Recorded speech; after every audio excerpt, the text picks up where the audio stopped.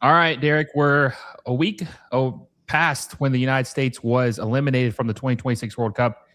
It actually somehow feels longer than that. Mm, Maybe the sadness makes it drag on. But one interesting point of conversation has been about Mauricio Pochettino and his future with the United States. A lot of people have been debating if he should be the manager going forward. Should we end it here? There's been a lot. There has been more people split on this than I would have ever thought. hmm And so we're going to talk about that. But before we do, have you had any more reflection about the World Cup since it ended? Like, has there been any change of tune with you? Well, there are a couple things. I know there's some people like, well, none of it was Poach's fault. I think that's not true. I mean, I think the first half there was an inability even after the first quarter ended to make a real adjustment to fix things. And when you say, well, fix things, what had to be fixed? Because there are some people, I even heard Tech say this, that Hey, real quick, if you guys haven't already, make sure you hit that like button down below and subscribe to the channel. If you haven't already, we're growing like crazy. The World Cup is among us, and we have a lot of content you guys are not going to want to miss. So also make sure you guys hit that little bell notification so you never miss any of our videos. there was nothing different tactically that the other team did. Belgium did different things. Nobody, for instance, tried to meet us right past the halfway line, like 15 yards ahead of it. That's a first. That's where they drew their first lineup. And they also didn't chase any of our runners. They just stayed in place. So nobody was being dragged out of position. So, yeah, there were things that changed.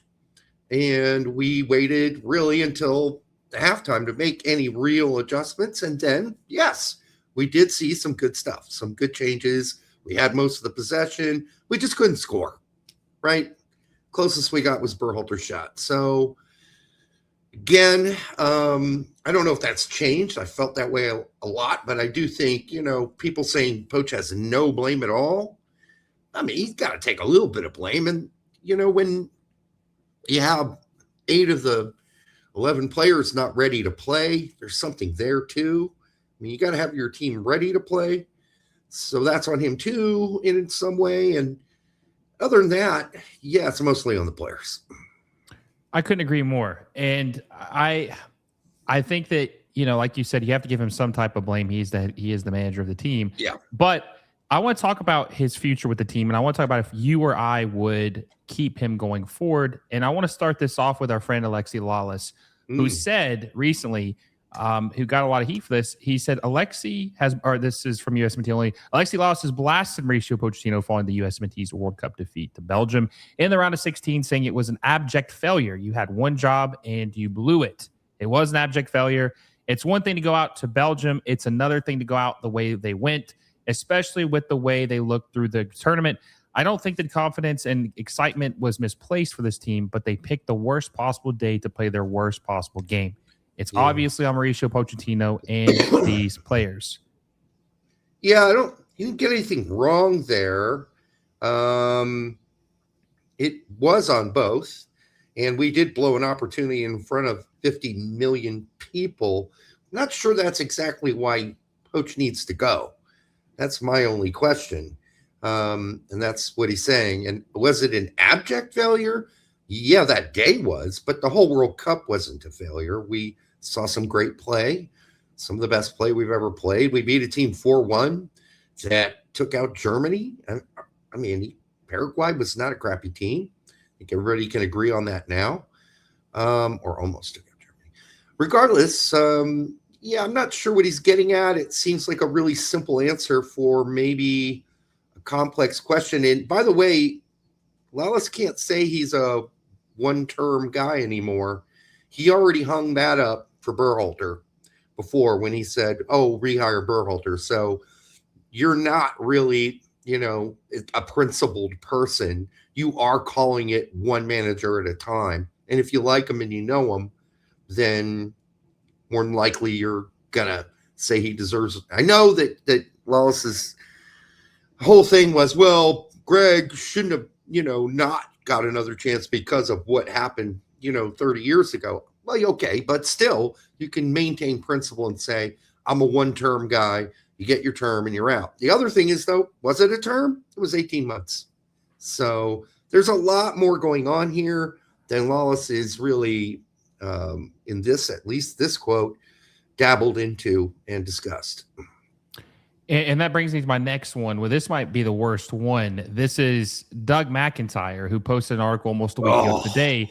He said, landing Mauricio Pochettino to lead the United States was a triumph. Rehiring the coach who oversaw the most humiliating World Cup loss in program history would be indefensible. It's totally defensible. That right there, folks, is some propaganda for me. That's propaganda. Yeah, and then Doug is a bit of a hypocrite. Here's another guy who was a big Berhalter supporter long after it was obvious that Berhalter needed to go, long after Copa America. Still no article from Doug McIntyre saying Greg's got to go. And I do notice there is a significant change in tenor of American writers and American soccer media when it comes to foreign coaches. I think that Klinsmann got a lot more negative media, and now Pochettino's getting it, whereas Bob Bradley pretty much unscathed for the most part. Bruce, until the big loss at Trinidad, was unscathed.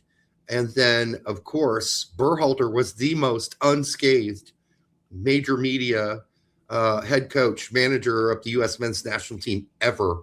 It's like no one ever said a negative thing about Greg, ever, even when it was obvious it was done. So, and then to say it's indefensible, well, that's ridiculous. It's totally defensible. There are plenty of reasons you can cite. This is the best I've ever seen a U.S. men's national team play since 2002 in a World Cup game. World Cup, not the Belgium game. Certainly not. But I saw more progress in 18 months generally, and a change of character for the most part until Belgium. And so I think there are positives you can take away, and there's no indefensibleness going on here. You can totally defend Poch, and you can definitely lay most of the blame, not all, on the players breaking down completely mentally and just crapping the bed in general. None of those mistakes, by the way, could have been stopped by Poch. All of them were mental errors. Every single goal, all four of them versus Belgium. None of them on Poch. No, I agree. And that will transition us into if we think he should get another 4-year or another cycle, right? Right. Mauricio Pochettino set several records in the United States. He's the first one to ever win 3 games in a cycle or in a World Cup, right? Right. Previous one was Bruce Arena with 2. He broke that with 3. He tied him in the group stage with his win against Paraguay and Australia. He scored 11 goals in 5 matches. It was 4. We didn't score against. Or we did. Did we score? It's been so long. We lost 4-1 to Belgium, right? Yeah, 4-1. Okay, so we scored 11 goals in 5 games. But he had us playing a brand of ball that I've never seen us play before, and he set all these records. And yes, I'm very disappointed on how the way it ended because of the way it started, but there were so many positives. Even if this World Cup was a failure because of where we wanted to go and where we ended up, I wouldn't put it on him. And if anything, he showed me possibilities that I never thought before. Yeah. That seemed like just dreams, pipe dreams, right? Mm-hmm. He showed that we could play an exciting brand of ball and we can win these games. And I feel like what you just said about the 18-month cycle, the man literally had to save a sinking ship. We had a coach who would never deserve to get rehired. He coaches through Copa America. They didn't hire Poch right after Copa America. They waited until October of 2024. So that was almost 3 or 4 months afterwards. Yeah. And he's playing catch up and stuff, right? Right. So if you think about everything that transpired and what he had to deal with, I think he did a hell of a job. And I think he is more than willing to get another 4-year cycle. He deserves it. I want to see what he can do with a full term with these guys and who he brings in and who he guides under his tutelage. Yep. I mean, how long have we talked about changing the way we play and finding a new identity? We saw it. And it was attacking, aggressive soccer. We've never played like that before. So in that way, that's a transformation. And you did mention 3 wins. Of course, there were more games to be played because of the expanded field. So, but still, it's still an accomplishment. And then the goals are really what screams out loud. I mean, if we had like a lame duck in our group, then you'd be like, okay, yeah, maybe that's so what? Who cares how many goals we score? We had to play Fiji or whatever, like we might have to in the next World Cup, right? But no, we played 3 legitimate teams, Turkey, Australia, and Paraguay. And then we played another legitimate team, Bosnia and Herzegovina. Can't leave them out either. But yeah, that's legit, man. Those are legit teams. And we scored a lot of goals. And we even got one on Belgium. So I do think there's plenty of reasons that if Poch wants to, which I'm very doubtful he will, if he wants to come back, yeah, give him a full 4 years through qualifying and everything. Now, whether or not he wants to do that and fly out to all these weird countries all over the Caribbean and Central America and deal with that, I don't know. But if he wants it, you give it to him. I think he enjoyed his time here, and I think all the post-game interviews he's given in the aftermath of things, it seems like he's very open to coming back and being the manager of the team. It seems that he's very open. Maybe before the tournament, we thought maybe his head was in a different space and that he was looking for his next move instead of where he's at. I don't feel that way anymore, man. I think he's genuinely open to coming back to be this coach if everything is agreed upon. I don't want to say exactly on his terms, but it makes sense for him, right? He's very open to doing it. And so I think the United States cannot afford to do this, to let him go. But the way that the machine is working against him and some of these people are talking, it feels like they're trying to position it to where they are done with him and they're moving on to whoever is next. And they don't like, they're kind of like turning the page on it. Thankfully, there were other articles written on different outlets like ESPN who thought Doug's article was ridiculous. And so there has been some punchback on that. And I think a lot of pundits are agreeing he should get another go if he really wants to. The question is, if you don't want to, I would pose this to Lawless, who are you going to hire? Who's better? Who's out there? Don't say Pellegrino Matarazzo. He's not leaving Real Sociedad. Don't say Fabian Hertzler. He's not leaving the EPL. And those are your 2 American, at least connected picks, one more American than the other. And then who? BJ Callahan? I mean, if that's the only MLS coach I would be happy with or okay with. I mean, we'd have to wait and see how that works out because he knows the players. Other than that, who you bringing in? It's not going to be Pep or Jose Mourinho or, I mean, who? That's the other problem all these people have that are against him coming back. Who's your solution? Don't say Steve Cherundolo or I'll smack you upside the head. But that's already kind of the sneaky suspicion we're all getting, right? He got hired as the U23 coach. And then if Poch does leave, who's going to be the intern manager of the U23s and the men's national team? That's going to be Steve Cherundolo. And let's say he does some good things the first couple year and a half that he's the intern coach while we continue our long search. Well, we'll settle for Steve Cherundolo. But is Steve Cherundolo really the answer? Today's massive World Cup semifinal between Argentina and England will decide who will face Spain in the 2026 World Cup final.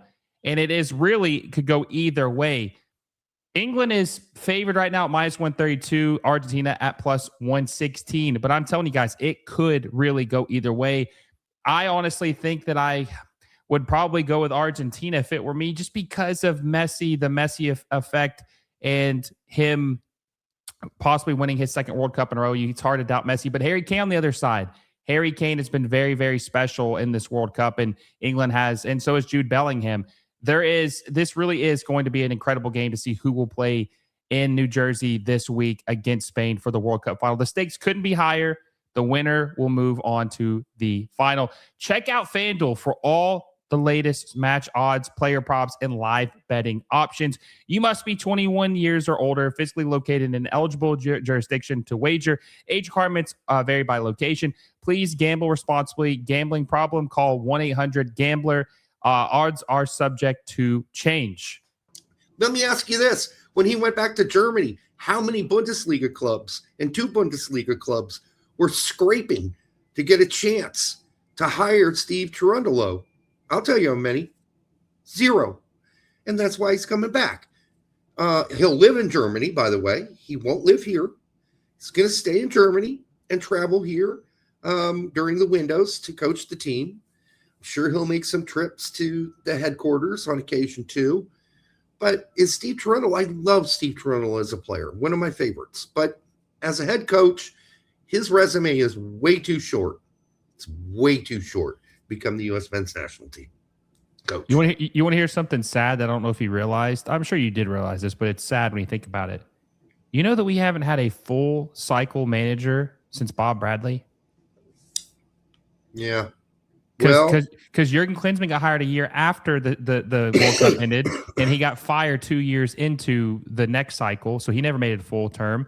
Berhalter got hired at 2 years after the 2018 World Cup, so he never did a full term. Got fired 2 years after the World Cup, his new term started. We have never had a coach when the World Cup ended into the next World Cup since Bob Bradley. How many total years was Greg coach, though? He was coach for 6, right? 6 years, but he was coach for 6 years. But like when I'm talking about like full term from a World Cup ending to another World Cup, we've never had that. So, but we have a unique opportunity to have a guy come after the World Cup and be the coach for 4 straight years who's actually good. Like that hasn't happened since Bob Bradley. To be fair, most countries don't. If you're lucky, like France or something like that, then you Argentina. have then you have a coach for, seemingly forever in some cases. Yeah. But most countries fire after the World Cup and go somewhere new. And most of the new coaches only get 3 years max, usually. There's always that 1 year waiting period where they're just trying to figure out, well, who are we going to hire? People come up with other things like, oh, Hugo Perez or whatever. That's not happening. None of those people have any connections to U.S. soccer that would make them legitimate, like even options. They may be your favorite, but they're not JT Batson's favorite. And by the way, we don't even have somebody to hire a head coach right now, right? Betty Crocker left to bake cakes in the Middle East. He's gone.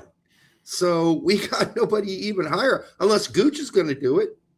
And I don't see there being any likelihood that Gooch is going to be hired for Betty's job.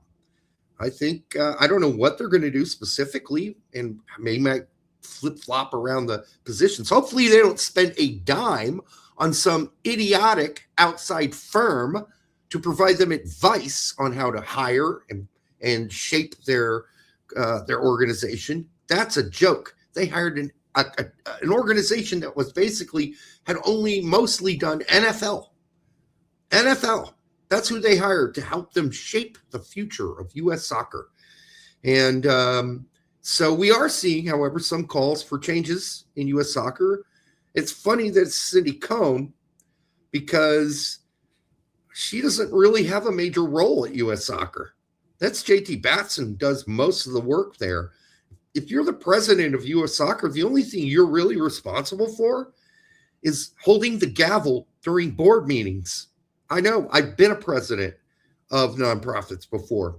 I've run those meetings, and that's basically your only job. You have a director who does all the real work, okay, who answers to you and the board, but it's not really a real job. Although should she be there in the first place? No, she's the former president of SUM, which was MLS's marketing arm, which also for years ran U.S. Soccer's marketing arm, or they hired her to do it from MLS. That connection was so, disgusting. They even had to end it finally, U.S. Soccer. So then they had the balls to blame Don Garber, U.S. Soccer, for screwing up the U.S. Open and why MLS teams didn't want to play there anymore. Well, that's funny because the marketing arm of MLS ran the U.S. Open for like over a decade or close to it.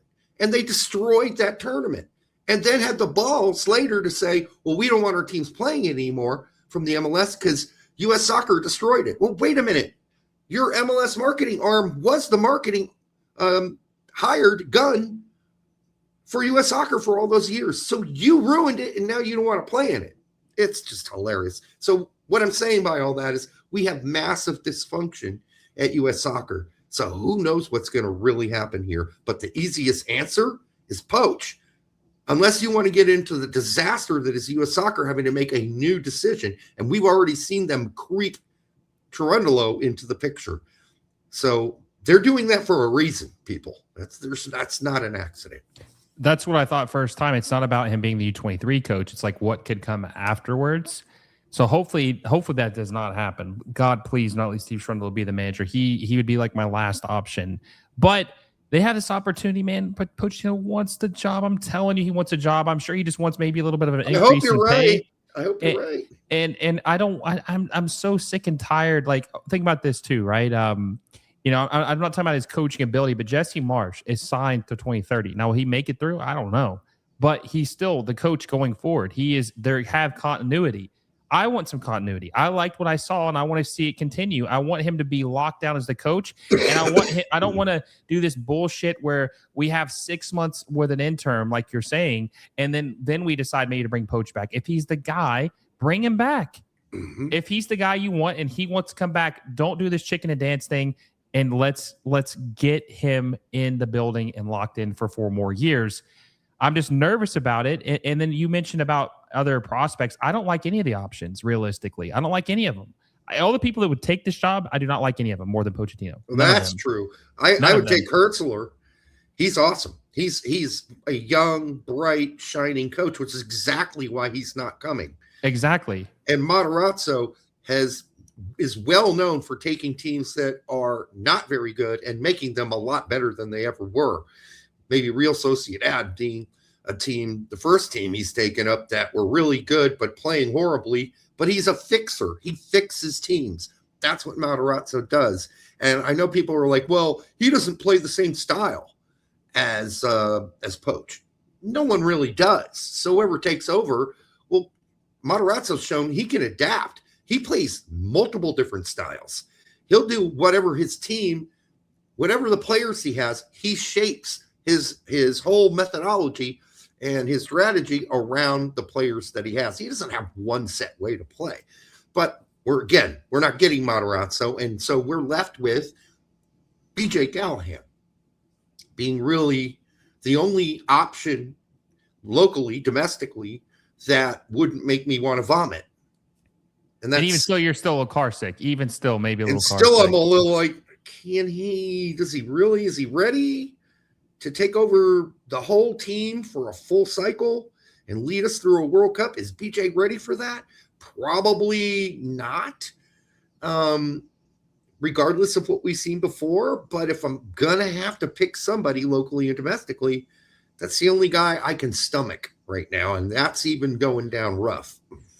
Man, I really hope that doesn't happen. And it's nothing against BJ. I like him, but he's only been coaching for 18 months, and that's his as a manager. Like he's in charge. He's only been he's young, and he's got plenty of time. Why does he want to rush into that? He's 43 years old, right? Yep. He's 40. If you're hiring him, you might as well throw Michael Bradley's name into the ring because he's inexperienced too, and he's got a tie. I don't want to hire him, by the way, at this point. No. Maybe down the road. But I'm just saying, if you're throwing his name in the ring, then anyone's name is in the ring.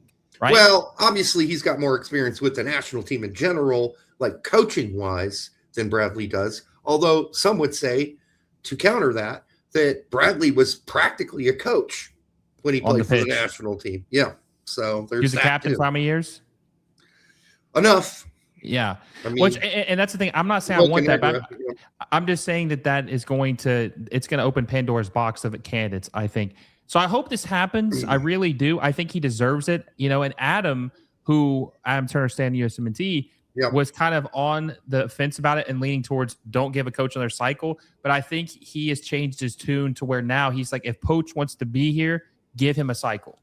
Well, you got to do that. And I know Brett's the same way. He's been Mr. Principled in only one cycle, but it's not really a full cycle. It's not even close. So one and done is fine if that guy really had time to transform the team. And in 18 months, he barely got to transform the team to a point, and it was probably really close to being almost the World Cup before he made it happen, because that's not a lot of time to change a team who's mentally, like they feel like they should be in control. They had the players' council.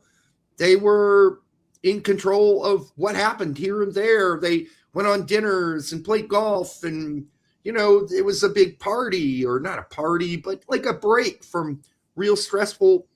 That's what the U.S. men's national team had turned into, says Poch. Said the players, too, who said, no, I'm glad Poch is here. We needed a swift kick in the ass. And so a swift kick in the ass takes a while to work. It just does. 18 months, he managed to do enough to make us play really well in the World Cup. Unfortunately, that swift kick in the ass is not going to be able to stop absolute mental breakdowns on the pitch. Like that, you can't fix Dest not knowing how to dribble anymore. You can't fix nobody going after a header in the box. No one. You can't fix Tim Ream getting dunked on. You can't fix a goalie who can't kick a ball and kicks ground instead. These are things you can't fix. Chris Richards' mental breakdown. You can't fix any of those goals. None of those goals are on Poch. Okay, those are all mental breakdowns. So in the end, unless you, and I would challenge anyone, I'd love to see if you have somebody on your show who's like, no, I'm serious. I don't want Poch back. Well, if they come on your show, they better have a replacement name lined up. And it better be realistic, and it better be like a good prospect. Otherwise, I'm not hearing any good prospects. I'm hearing pipe dreams so far. No, I agree with that. And, I think that the worst part about not just the exit of the World Cup is the uncertainty to what comes after, because we just really have no idea we're kind of in a holding pattern right now. And I think Pochettino in the last 18 months has really gotten to know what he has. And I think that that's important, that you can't undervalue someone the coach that knows what he has and what he has going forward, and like who's going to be part of the future plans. Like, I like that. That's something you cannot undervalue. Okay. Last question before we go though. Gut feeling. Is Pochettino going to be the manager in 2030? No, I don't think so. I wish that we would know soon, but 4 years is a long time for a manager like Pochettino to commit himself to us. And this is a coach that's generally has a chance to coach for some of the best clubs in the world and coach every day and live in Europe and not have to travel here all the darn time, or have to go travel all these Central American countries to play qualifiers. That's hard work. On the other hand, you do get lots of breaks in between, right? So you can, again, see two sides of the story. I know that, if I'm Tanner Tessman or I'm Yunus Musa, I'm probably pretty concerned if Poch comes back. But otherwise, I just can't see it. I want to see it, but I don't yet. And I know you're hearing that, or you're feeling that there's a chance, right? But I more feel like the character in the movies. So you're saying there's a chance. I think it's too small right now. I'll be happily surprised if Poch is with us 4 years from now. I'm 51% yes. I'm 49% no. I'm like literally an inch in the right direction. I guess we'll see, man. But like, this is important. The manager's the figurehead of the team. They kind of direct everything, and I feel like they're a conductor of everything that happens with the national team. What the players are doing, they're communicating, confidence, just making sure everything. They are so important, and I think that hiring just anyone, which I'm not saying they're just going to hire anyone, but the wrong hire could really set us back. I'm not breaking news, but it really could. And I think that when you have something special with him, regardless of what the pundits say about they need to move on, couldn't disagree more. And I want to see what he can do with more time. So that's all I have to say about it. Yeah. And, I know Doug has to write an article to get a big headline, to get people to read it. I wish we'd stop that, though. I don't know. I mean, could he really believe that? Does he really believe it's indefensible? I just don't believe that he really believes that. And if he does, then why did he defend Berhalter for so long? Why did he foist Trundolo on us two years ago as the option when we instead, thankfully, got Pochettino? Like, he was out there already talking up Trundolo. And we all know that Doug's pretty well tied in with U.S. soccer. And maybe a lot of these critics don't like how grumpy Poch can be during an interview. But when it all comes down to the end, hopefully they have zero say. Hopefully JT Batson has a decent noggin on him, and they make the right decision. I couldn't agree more, man. I couldn't agree more. We'll follow it. And, whenever there's news one way or the other, we'll be sure to report it. And we'll try to obviously have you on to either be happy or sad about the news we just got.